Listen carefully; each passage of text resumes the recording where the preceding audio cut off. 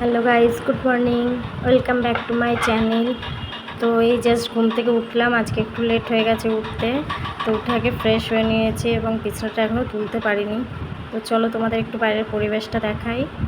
দেখো, সকালের পরিবেশটা খুব সুন্দর লাগছে, কিন্তু খুব রোদ উঠে গেছে আজকে, গরমও পড়বে আজকে। তো চলো আমি নিচে যাই, গিয়ে সকালের টিফিনটা করি, কারণ ছেলেকেও আবার খাওয়াতে হবে।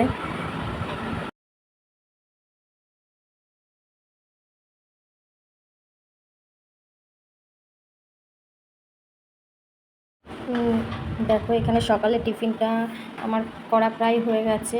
তো এখন নামাবো, ছেলেকে দেবো, ও খাবে একা একা নিচে। তো ওর চাউমিন খেতে খুবই ভালো লাগে।